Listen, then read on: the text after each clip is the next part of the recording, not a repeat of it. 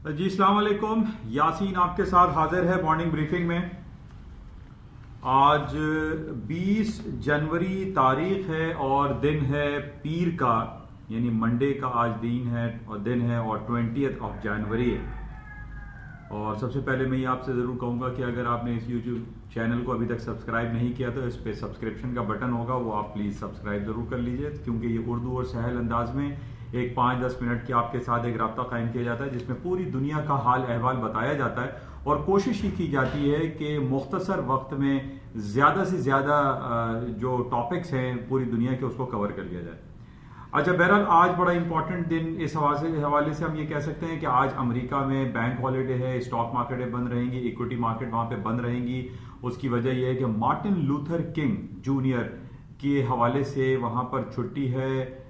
मार्केटें जो है वो बंद हैं, लेकिन इलेक्ट्रॉनिक मार्केटें चलती रहेंगी। कुछ मार्केट जो है वो रात के 11 बजे या 11:30 बजे कुछ अर्ली क्लोजिंग हो जाएगी, लेकिन इलेक्ट्रॉनिक मार्केट जो है वो नॉन स्टॉप है, वो चलती रहेंगी। वही रात के 2 और 3 बजे जो क्लोजिंग होती है वही उस हिसाब से होगी।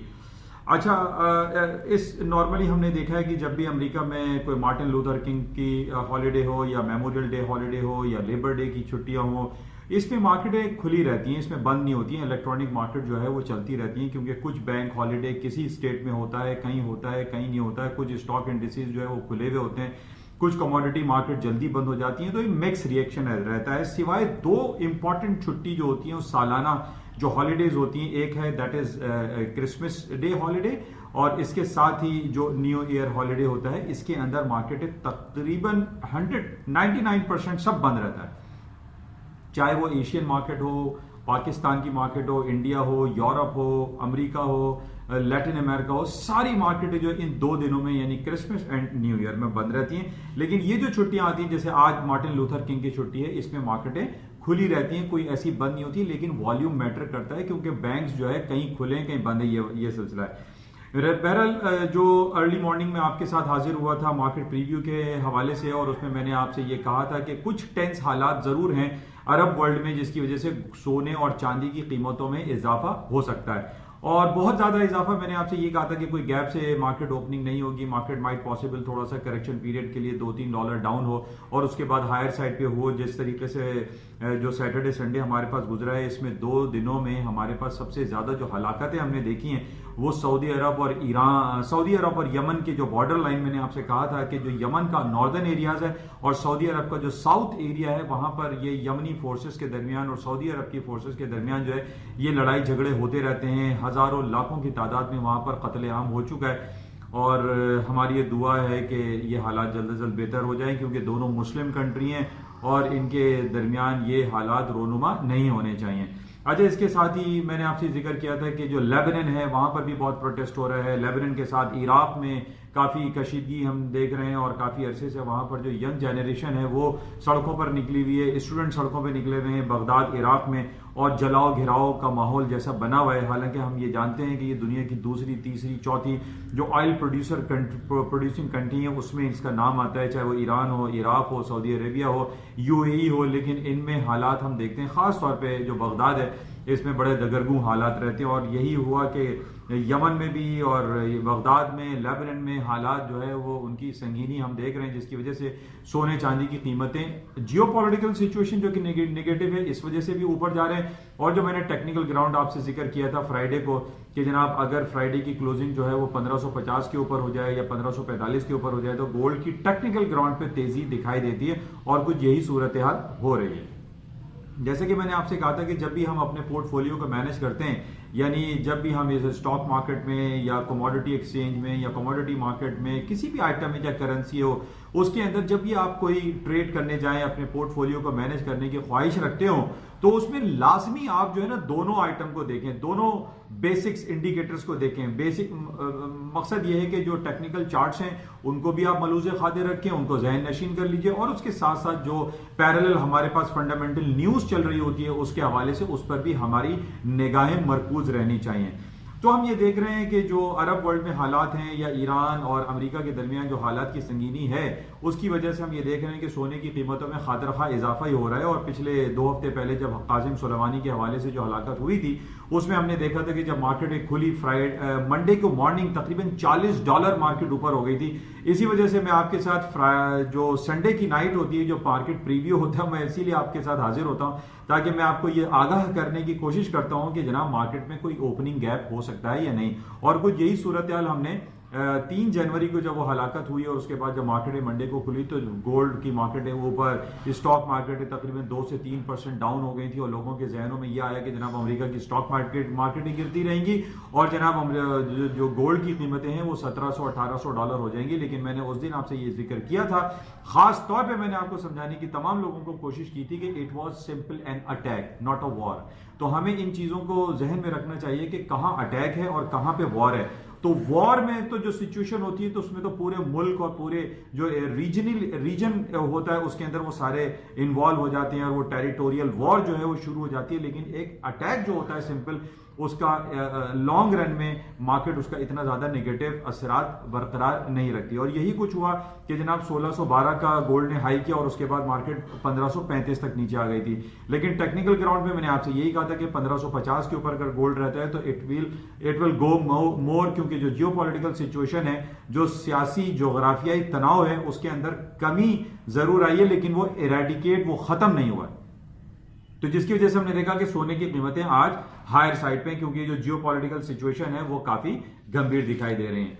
अच्छा, इसके साथ जो स्टॉक मार्केट की हम बात कर लेते हैं, अमेरिका की जो आपकी स्ट्रीम लाइन जो इंडेक्स हैं यानी S&P, डाउ जोन्स, नेस्डैक, इनमें कोई कमी वाकई नहीं हो रही है। महीनों सालों गुजर गए, लोग इस उम्मीद पे बैठे हुए हैं कि अमेरिका की स्टॉक मार्केटें जो है वो डाउनफॉल हो जाएंगी, गिर जाएंगी, वहां पे रिसेशनरी फियर है। लेकिन ऐसा कुछ भी नहीं है और ना ही ट्रंप साहब की इंपीचमेंट के हवाले से जो सिलसिला वहां पे चल रहा है, ना मार्केट उसको नेगेटिव ले रही है, किसी खातिर में नहीं ला रही है। और हम यही देख रहे हैं कि दिन दुगनी रात चौगनी अमेरिका की स्टॉक मार्केटें बढ़ती चली जा रही हैं, तारीख की नई रकम बाब रकम कर रही हैं और बुलंद तरीन सतहों को छूती हैं, तोड़ती हैं, छूती हैं, तोड़ती हैं। और यही सिलसिला पिछले कई महीनों से चलता चला आ रहा है। और अभी भी हमारे पास जो इंडिकेटर्स हैं, जो अमेरिका की जो इंपॉर्टेंट फिगर्स हैं, वहां पे कोई हमें नेगेटिविटी दिखाई नहीं दे रही है। जिस तरीके से पिछले हफ्ते अमेरिका और चाइना के दरमियान एक ट्रेड डील तय पा गई जिसको हम फेज 1 कहते हैं, और उसमें भी यही कहा जा रहा है कि जाहिर है ये फेज 1 का साइन होना ये पॉजिटिव था और अमेरिका की स्टॉक मार्केटें इस फेज 1 के साइन होने के बाद पॉजिटिव ही होना था। और हमने यही देखा कि फेज 1 साइन हो गया, मार्केटों ने हाई बनाया और जो बिलियंस ऑफ डॉलर के टैक्सेस अमेरिका और चाइना ने एक दूसरे के ऊपर लगा रखे थे उनको रोल बैक करने की बात हुई, उनको कंसेशन करने की बात हुई, जो कि मार्केट में ये पॉजिटिव रहा। और मैंने आपसे ये पहले भी जिक्र किया था कि साइन तो बात की बात है। अगर हम ये देखते हैं कि अमेरिका और चाइना के दरमियान ये मुफाहमती मीटिंग्स का सिलसिला शुरू होने की खबर ही जो है वो पॉजिटिव होती है, और इस खबर पे कि जनाब इनकी मीटिंग आपस में होगी, आपस में दोनों टेबल टॉक करेंगे बीजिंग में या वॉशिंगटन में, वो भी पॉजिटिव होता है। और उसके बाद भी हमने देखा कि स्टॉक मार्केटें ऊपर हुई और अब तो मोहर लग गई, दस्तखत हो गए, और ये हमारे लिए और मजीद पॉजिटिव है।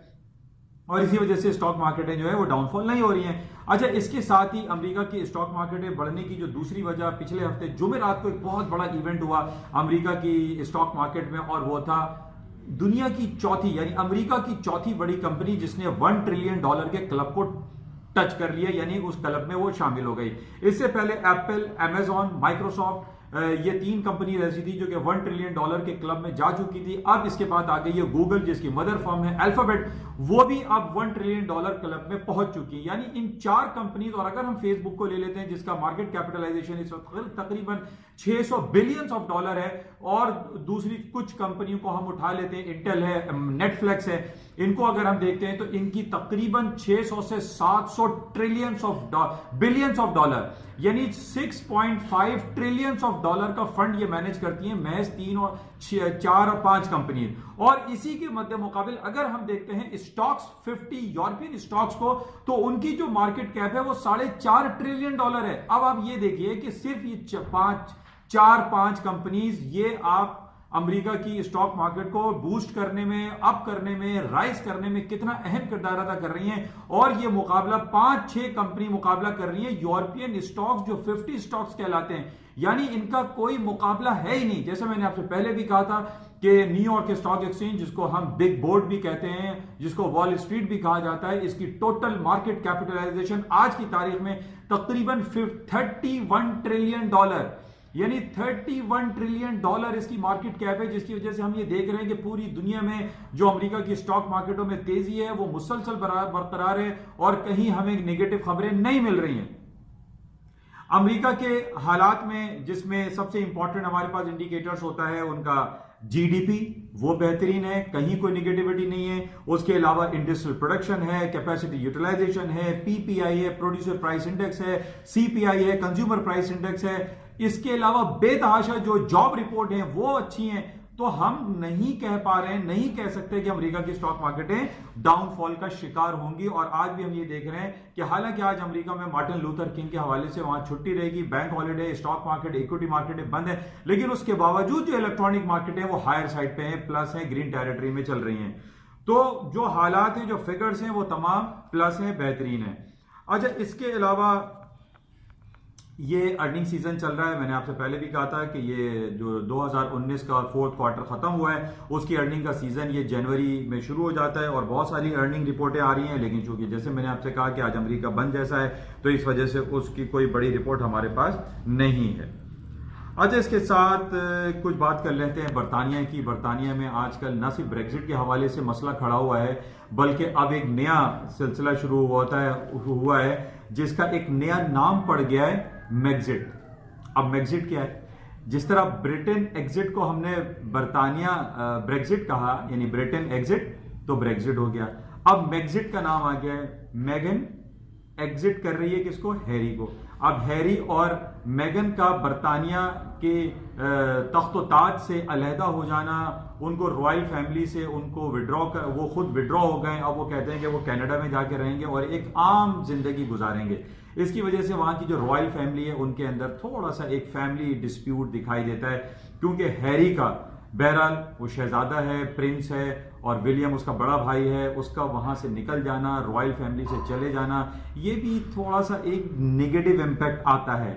मेगन जो है वो ये कहा जा रहा है कि मेगन हैरी को लेके चली गई, जिस तरीके से हमारे यहाँ ये बड़ा मशहूर होता है कि जनाब वो बहरहाल ये एक अलग एक मफरूजे में चली जाएगी चीजें। अच्छा, बहरहाल ये नेगेटिव है। और स्टॉक मार्केट के साथ साथ हम ये देख रहे हैं बरतानिया की जो करेंसी है ब्रिटिश पाउंड, उसमें इतना ज्यादा पोटेंशियल नहीं आ रहा है। अच्छा, उसकी वजह एक तो ये अब एक ब्रेक्जिट चल रहा था, अब ब्रेक्जिट के साथ मैग्जिट हो गया, तो मैग्जिट और ब्रेक्जिट जो है इन दोनों की खिचड़ी बन रही है। और उसकी वजह से स्टर्लिंग की मार्केट आज हम ये देख रहे हैं कि तकरीबन 40-50 पॉइंट फिर दोबारा डाउन साइड पर आ गई है। और इसका टेक्निकल लेवल 28.5, 29.29, 29 ये इंपॉर्टेंट है उन लोगों के लिए जो करेंसी मार्केट में काम करते हैं, अपने पोर्टफोलियो को मैनेज करते हैं।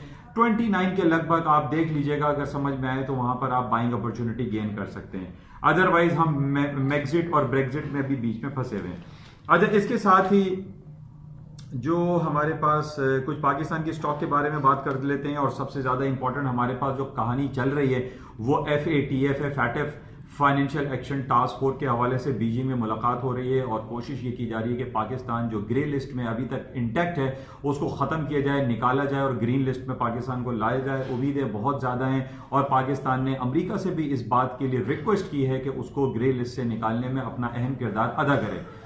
तो उम्मीद की जा रही है कि पाकिस्तान ग्रे लिस्ट से निकल जाएगा और FATF के बाद ये ग्रीन लिस्ट में आ जाएगा। ग्रीन लिस्ट में आने के बाद पूरी दुनिया में जो फॉरेन डायरेक्ट इन्वेस्टमेंट होती है वो यकीनन, जैसे मैंने कल भी आपसे कहा था कि 68.3% पाकिस्तान में पिछले 6 महीनों में फॉरेन डायरेक्ट इन्वेस्टमेंट में इजाफा हुआ है, जो कि बहुत खुश आइन बात है। और दुनिया भर के जो सरमायाकार हैं वो पाकिस्तान में इन्वेस्टमेंट करने में ख्वाहिश जाहिर कर रहे हैं। और अगर पाकिस्तान का नाम FATF से निकल जाता है ये भी हमारे लिए बहुत खुश आइन बात होगा और पाकिस्तान एक नई तरक्की की राहों पर गामजन होता हुआ दिखाई देता है। बहरहाल हमारी दुआ है कि पाकिस्तान जो है तरक्की की राहों पर रहे। अच्छा, आखिर में मैं 2 दिन पहले बड़ा एक अफसोसनाक साने हुआ जिसमें इंडिया की बहुत रिनाउंड पर्सनैलिटी हैं शबाना आजमी, उनको एक कार एक्सीडेंट में उनका बहुत सीरियस इंजरी उनको हुई है। उनके जो हस्बैंड है जावेद अख्तर साहब, इंडिया की बहुत बड़ी नाम है, उर्दू के हवाले से उनको पूरी दुनिया में जाना और पहचाना जाता है जावेद अख्तर साहब और शबाना आजमी को, और बहुत रिनाउन और बड़ा नाम है। फिल्म इंडस्ट्री में और उर्दू की दुनिया में। तो बहरहाल हमारी दुआ है कि शबाना आज़मी जी जो है वो जल्द सेहतियाब हो जाएं और वो अपनी नॉर्मल रूटीन में आएँ, ये हमारी दुआ है। बहरहाल ये मुख्तसर सी सिलसिला है, आपके साथ रब्ता रखने की कोशिश की जाती है। ये मार्केट में कुछ सूरत हाल थी। बहरहाल गोल्ड की जो मार्केट लास्ट में मैं आपको कह दूं कि इसमें कहीं मंदी डाउनफॉल दिखाई नहीं दे रहा है। इसके साथ ही अमेरिका की स्टॉक मार्केटें भी हायर नोट्स पे ही ट्रेड होती हुई दिखाई देती हैं। इंशाल्लाह राब्ते में रहेंगे और जाते हुए मैं आपसे कहूंगा इस यूट्यूब चैनल को प्लीज सब्सक्राइब जरूर कीजिएगा और अगर अच्छा लगे तो इसको लाइक भी करें और शेयर भी करें। Thank you.